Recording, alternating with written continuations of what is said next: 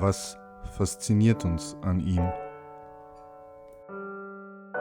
Was hat ihn zu der Person gemacht, die er heute ist? Was bewegt Menschen dazu, ihn zu hassen, ihn zu besuchen? Metal-Leute und willkommen. Dies ist die Geschichte des Drachenlord.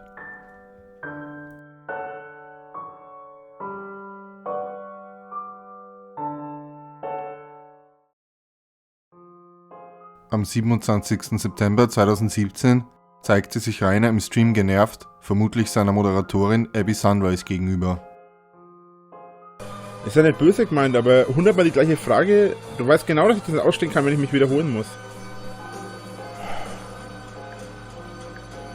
Und ich weiß genau, dass du gesehen hast, dass ich die Augen verdreht habe.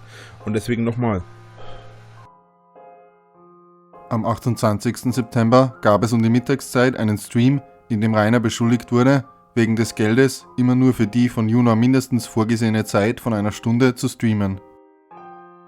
Weil du zu dumm bist, die Uhr lesen zu können oder die Zeit abschätzen zu können oder die Zeit, obwohl sie sogar da steht, lesen zu können. Nur weil du so dumm und unfähig bist, brauchst du das nicht auch noch beweisen. Mr. Ed, ich habe fertig bist du definitiv. Fertig mit der Welt, fertig mit deinem Leben. Tu mir den Gefallen, geh und stirb einen qualvollen, langsamen Tod. Damit würdest du uns allen einen Gefallen tun. Als Rainer abends erneut streamte, ging beim Aufstehen ein Glas zu Bruch. Ich hole jetzt erst einmal meine Kippenschachtel und mein Bier. Und dann geht's gleich weiter, okay?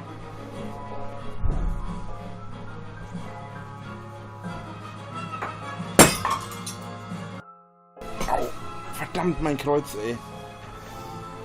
Das mache ich nachher weg. Ist mir gar nicht so blöd, das wegzumachen. Am 29. September tauchte dann eine Aufnahme von Abby Sunrise auf, in der diese erzählt, dass Rainer angeblich Besuch von seiner Freundin hatte, der Versuch der beiden Geschlechtsverkehr zu haben, jedoch daran scheiterte, dass Rainer Erektionsstörungen hatte. Am 30. September behauptete Rainer, dass es sich dabei um ein Missverständnis handele, da er nur die ohnehin bekannte Geschichte mit einer Prostituierten erzählt hatte und Abby dies falsch aufgefasst hatte. Das ist vor über 7 Jahren gewesen, ja. Und es war eine Prostituierte, nicht meine Freundin. Keine Ahnung, was die euch für einen Schwachsinn erzählt hat. Und zwar wieder mit einem Kumpel zusammen. Und wir haben uns beide zusammen eine Prostituierte bestellt. Weil ich damals noch Jungfrau war und alles, habe ich sie zu mir kommen lassen. Deswegen sage ich auch immer, ich bin noch Jungfrau, weil ich keinen Harten bekommen habe. Das ist eine Sache, die ist ewig her. Meine Freundin hat sich letzte Woche nicht beschwert, als ich sie durch... Das sage ich lieber jetzt nicht genauer. Aber ihr wisst, was ich meine, ja? Meine Freundin hat sich nicht beschwert die letzte Woche. Als sie... Wann war sie da? Freitag, Samstag letzte Woche. Hat sie sich nicht beschwert. Also, das ist jetzt sogar eine Woche her und ist ja Samstag. Daraufhin spielte der Junauer Kuhlmann noch eine Sprachnachricht von Abby ab, in der offenbart wird, dass Abby einem anderen Teamspeak-Mitglied, James, im Vertrauen von dem Ereignis erzählt hatte. Demnach hatten die Informationen erst wegen Rainers wütender Reaktion die Öffentlichkeit erreicht. Die Sache war die, ich hatte mit James darüber gesprochen und so, und ich kann James vertrauen. Er würde nie irgendwas tun, was mir schadet, das weiß ich ganz genau. Aber weil ich trotzdem ein schlechtes Gewissen hatte Rainer gegenüber, habe ich Rainer erzählt, dass ich es James gesagt habe. Und daraufhin wurde Rainer sehr sauer, und das, obwohl ich gesagt habe, dass James das garantiert jetzt nicht irgendwo posten würde, weil alleine, um mir nicht zu schaden. Doch als Rainer immer wütender wurde, weil ich es trotzdem James erzählt hatte, und dann auch noch gesagt habe, ich werde dich leaken, und dann schrie er auch richtig in den Hörer rein irgendwas, ich werde dich abmurksen, war ich total am Ende. Und James war natürlich in dem Sinne dann sehr sauer, weil er hat mich so runtergeputzt, obwohl es gar keinen Grund gab, weil das nicht öffentlich werden würde. So, aber jetzt ist es nur öffentlich, weil Rainer mir gedroht hat, und James war halt sauer, so, ne? Er hatte halt versucht, mich zu beschützen, so, und wollte dadurch Rainer zeigen, so nicht so. Und das hätte Rainer nicht so aggressiv mir gegenüber reagiert, wäre es garantiert nicht rausgekommen. Ich rede mit James über alles, weißt du. Und er weiß auch alles über mich. Er weiß, wie ich heiße, alles Mögliche, so wer ich, wie ich bin und so. Und ich vertraue ihm. Und wenn er sagt, ich kann ihm vertrauen und er wird es nicht weiter posten oder so, was ich ihm hier erzähle, glaube ich ihm das auch. Dass es jetzt halt, wie gesagt, gepostet worden ist, ist einfach daran, dass Rainer mich so runtergeputzt hat, weil ich James erzählt habe und er mir dann halt gedroht hat. Ich muck's dich ab und ich liege dich, weißt du? Am 2. Oktober 2017 präsentierte sich Rainer dann mit neuer Frisur im Stream und kündigte einen Vlog an. Daraufhin erschien das Video Vlog der Entscheidung Euer Pech. Darin filmt der Besucher und erklärt diesen, sie seien daran schuld, dass ab nun wieder keine Videos mehr kommen. Dann filmt er sich dabei, wie er sich selbst die Haare schneidet. Ich habe mir die Haare geschnitten. Das habt ihr wahrscheinlich in einem Schnelldurchlauf gesehen. Ich habe mittlerweile geduscht, habe andere Klamotten an. Sehe mittlerweile echt gut aus. Voll der Bodybuilder. Ja, wie auch immer. Es ist halt wirklich auch wie voll das Viech, ne? Voll die Muggis. Am 4. Oktober regte sich Rainer im Stream wieder über Red TV auf und forderte seine Zuseher auf, ihn zu melden. Am 5. Oktober erschien dann das Video Hat er nicht gesagt, in dem sich Rainer zu dem blauen Objekt, das beim letzten Vlog im Hintergrund zu sehen war, äußert. Ich habe jetzt den Namen leider nicht mehr, weil ich den Kommentar verdingst habe. Aber da hat jemand gerade geschrieben, steht ein blauer Dildo im Hintergrund. Zu weit weg bin. Aber steht ein blauer Dildo im Hintergrund? Nein, das ist eine Penispumpe. Das ominöse blaue Gerät im Hintergrund war absichtlich da gestanden. Und ihr behauptet immer, ich könnte nicht über mich selber lachen. Leute, ich habe einen so kleinen Schwanz, ich muss mit dem Ding ein bisschen arbeiten, damit er ein bisschen größer wird, sonst beschwert sich meine Freundin. Anschließend filmte sich Rainer beim Spazierengehen in der Umgebung, merkte allerdings an, seit seiner Operation weniger fit zu sein. Am 7. Oktober bereitete Rainer im YouNow-Stream eine Mahlzeit zu. Außerdem, Leute, für diejenigen, die das noch nicht verstanden haben, wie man Salat macht. Salat muss auch noch ein bisschen ziehen, ne, weil er rummeckert und so. Am 8. Oktober nannte Rainer im Stream den angeblichen Vornamen von Red TV und drohte mit einer Anzeige. Red TV. Das ist die letzte Warnung. Ich habe dich heute schon auf deinem eigenen Teamspeak abgewarnt. Ja? Brauchst nicht glauben, dass du immer noch so anonym bist, Leonhard. Ganz im Ernst. Lass es endlich, bevor ich dir wirklich anzeige. Ich mein's ernst. Dann behauptete Rainer, es gehe ihm momentan so schlecht, dass er nichts googeln wolle. Macht dir was aus, wenn du dir heute was anderes wünschst, möglichst was ich kenne. Weil mir geht's ja nicht so gut. Ich möchte jetzt extra noch was googeln müssen, wo ich nicht kenne. An diesem Tag erstellte Rainer auch einen Account auf der Porno-Webseite Xhamster. Am 9. Oktober streamte Abby Sunrise zur selben Zeit wie Rainer auf YouNow und verdrängte ihn von Platz 1. Rainer währenddessen erwähnte im Stream wiederholt seine Verdauungsgase. Boah, stinkt der Scheiße nochmal! Boah, fuck it! Woo! Boah, dann ätzt einem die Nasenhaare weg, ey. Alter Falter! Wuhu! Nachdem sich Rainer mit seiner Online-Bekanntschaft Honey zerstritten hatte und diese gebannt hatte, schickte er ihr live im Stream eine Sprachnachricht. Also pass mal auf, du kleines geficktes Würstchen, ja? Oder gefickte Muschi in deinem Fall. Ich verstehe nicht, was für einen Kindergarten du abziehst, ja? Nur weil ich kein Interesse an dir habe und weil ich eine Freundin habe, oder, wenn die Hater mir das ja nicht glauben, keine Freundin habe, wie auch immer, nur weil du kleines geficktes Würstchen dich jetzt beleidigt fühlst, weil ich kein Interesse an dir habe, und du überhaupt nicht mein Fall bist und es auch nie warst, würde ich gerne mal wissen, warum du jetzt hier so Blödsinn und so einen Film schiebst. Ich habe dich beim letzten Mal schon bannen wollen und hab's vergessen. Wo ist das Problem? Gibt's irgendwelchen Stress? Ich habe dir einen Gefallen getan. Ja, würde mich nur interessieren, welchen Gefallen. Dein Geld bekommst du nicht zurück, weil du hast abonniert und baust Scheiße und dann fliegst du eben raus. Ende der Geschichte.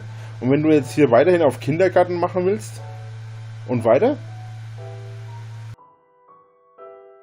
Am 10. Oktober kamen Aufnahmen von dem Teamspeak von Red TV an die Öffentlichkeit, auf denen Rainer sich mit den anderen Mitgliedern des Servers stritt. Ich wohne nicht bei Mama. Ich muss nicht von meiner Mama gerufen werden. Laufen Ja, weil deiner alle. abgehauen Bock mehr ist. auf dich. Ich habe sie rausgeschmissen, das ist ein Unterschied. Und ich brauche nicht, ich hab's nicht nötig, mich von Mama bedienen zu lassen. Ich kann selber kochen. Ich verdiene meine eigene Kohle. Ich bin nicht von Mama abhängig. Dieser TS ist nur für Eingeweihte. Warum bin ich dann hier, Alter? Nein, den meint er, Der der ist meint den anderen. öffentlich. Ey, ohne Scheiß, ihr habt User keine disconnected Ahnung, from wie your tief channel. meine User bei euch drinnen sind. Die sind so tief, die können eure Prostatouren auch nur anpusten und ihr kommt, Alter. Wie nochmal? Die sind so tief in eurem Arsch bereits, ja? Die sind euch so tief in den Arsch gekrochen. Ihr wisst nur das, was ich zugelassen habe oder was ich mal zufällig versehentlich veröffentlicht habe. Aber ihr habt von meinem wirklichen Leben, von meinem tatsächlichen Real Life, habt ihr Gott sei Dank nicht mehr als nur 2%, wenn überhaupt. Unter anderem waren Abby und andere ehemalige Fans, die sich mittlerweile wegen Rainers Verhalten zu Hatern gewandelt hatten, auf dem Server. Am 11. Oktober tauchten dann Sprachnachrichten von Rainer an eine gewisse Moni im Internet auf. Darin enthüllte Rainer unter anderem, dass er streamen müsse, vermutlich aus finanziellen Gründen, und versuchte, die Dame zum Dirty Talk zu überreden. Du hast doch momentan noch Urlaub, oder? Jetzt die nächste Woche und so. Komm doch einfach mal ein paar Tage zu mir. Vielleicht vergisst du dann mal, wenn der Freundin kommst, auf andere Gedanken. Nee, ich stream heute nicht mehr. Aber du kannst mir ja mal ein Bildchen schicken. Von mir hast du schon mal eins gekriegt. Ich schaue gerade eine Serie. Gut, pass auf. Ich schaue eine Serie. Das heißt, ich bin gerade beschäftigt. Und nein, nicht Black Butler, sondern Elfenlied. Mal schauen, aber heute habe ich keinen Bock zum Quatschen. Sorry, weil mein Vater ist heute vor 6 Jahren gestorben. Da habe ich keinen besonderen Bock drauf. Ans Grab gehe ich heute sowieso. Und ich habe weder Schokolade noch Eis, aber Eis wäre echt genial eigentlich. Ich darf sowas momentan eh nicht essen, weil ich momentan am Abnehmen bin. Und seit dem Wochenende nehme ich das jetzt auch extrem ernst. Ich erzähle mal was über Abnehmen. Die Sache ist, dass ich es nie groß probiert habe abzunehmen, wirklich aktiv oder so. Aber ich weiß, wie es geht. Ich habe beschlossen, dass wir das lassen, was die Sache mit dem Dirty Talk angeht. Und ich mache jetzt mein Handy aus und gehe schlafen. Gute Nacht. Nein, tust du nicht. Ich pflege nur normalerweise nicht viel mit Frauen zu schreiben, wenn ich nicht dran darf, so ungefähr. Ja, bei mir läuft das alles ein bisschen anders ab, deswegen sage ich dazu Sex schreiben. Nein, nicht, dass ich es brauche, nicht, dass ich es vermisse. Man kann nichts vermissen, was man noch nicht hat. Oder hatte. Kurzum, Jungfrau. Das ist das, was mich so abfuckt. Sagt eine 20-Jährige zum Typen, der schon in der Schule war, als sie gerade immer auf die Welt kam. Dadurch, dass ich noch keinen Sex hatte, bin ich eben genau darauf aus eigentlich. Also, ich glaube, dass ich momentan notgeiler bin, weil ich eben noch keinen Sex hatte. Okay, Stand meiner Sexualität. Ich hatte mit Männern bereits Sex, bereits geblasen, bereits gewichst und richtigen Verkehr. Mit Frauen habe ich noch nicht mal geküsst. Ich stempel mich nicht als alten Opa ab, aber mit 27, knapp 28 immer noch Jungfrau sein, ist meiner Meinung nach einfach ein bisschen arg extrem. Dazu kommt außerdem, und ja, das ist jetzt wahrscheinlich sexistisch, das ist aber so nicht gemeint, also versteh es bitte nicht falsch. Du hast es als Frau, und das ist nachweisbar, du hast es als Frau weit einfacher als ich als Kerl. Glaub mir. Am 13. Oktober sprühte Rainer seine Hausnummer an die Wand der Scheune. Auch wurde er in Nürnberg gesichtet, als er mit einem BMW zu Energie gefahren war, um seinen Strom zu bezahlen. Am 14. Oktober filmte Rainer im Stream wieder die Besucher vor seinem Haus. Am 19. Oktober forderte er die Zuseher dazu auf, ihm Fragen im Stil von Dr. Sommer unter dem Hashtag Dr. Drache zu schicken. Auch schlich sich Red TV bei Rainer im Teamspeak ein und streamte die Unterhaltungen dort, bis er letztendlich gefunden und gebannt wurde. Vom 21. Oktober existiert eine Audioaufnahme eines Besuches. Dabei wurde kurz auch eine Nachbarin interviewt, die sich über Rainers Benehmen, den Zustand seines Hauses und die Hater äußert.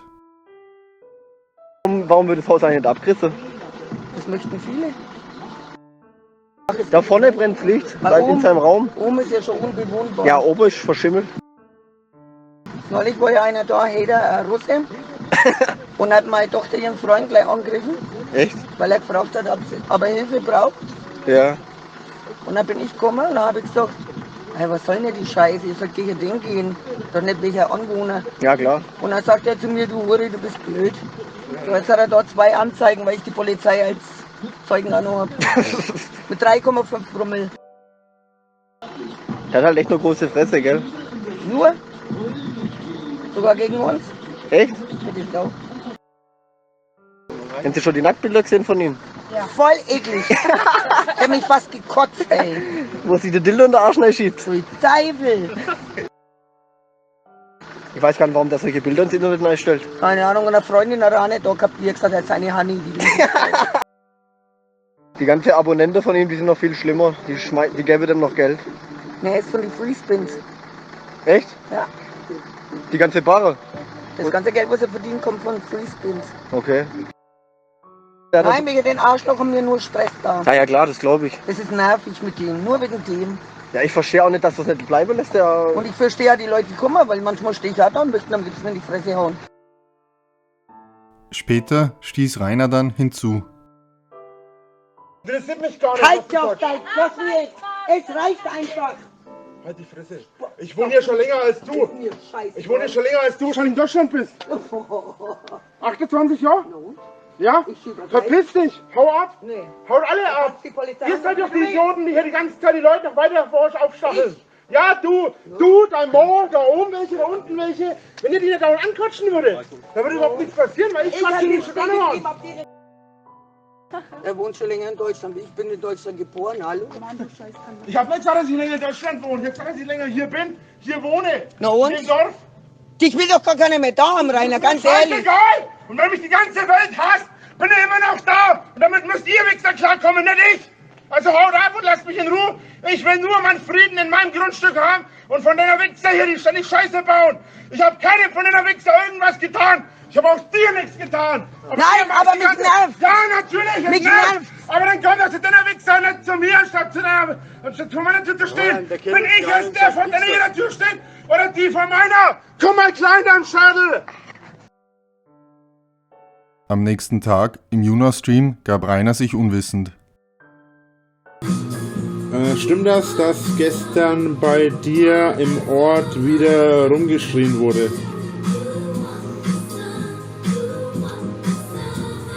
Keine Ahnung. Irgendeiner schreit immer rum. Als Rainer von Abonnenten gefragt wurde, warum er beim Rauchen nur paffte, reagierte er wütend mit einem Bann. Okay, wisst du, es hat reicht. Du bist raus. Du bist raus. Ich hab's dir jetzt 3-mal gesagt. Ohne Scheiß, ich hab's dir jetzt 3-mal gesagt. Also haben jetzt alle mitgekriegt, dass ich dir noch eine Chance gegeben habe. 3 Chancen. Das sind 2 mehr als normalerweise jeder kriegt. So wie Rainers Internetfreundschaft mit Abby Sunrise in einem Zerwürfnis geendet hatte, schien es sich mit all seinen zwischenmenschlichen Beziehungen zu ereignen. Menschen, die ihm ursprünglich wohlgesonnen waren, wandten sich wegen seines Verhaltens allmählich von ihm ab. Rainer wiederum interpretierte dies als Verrat und brach mit einem letzten großen Knall jeglichen Kontakt ab.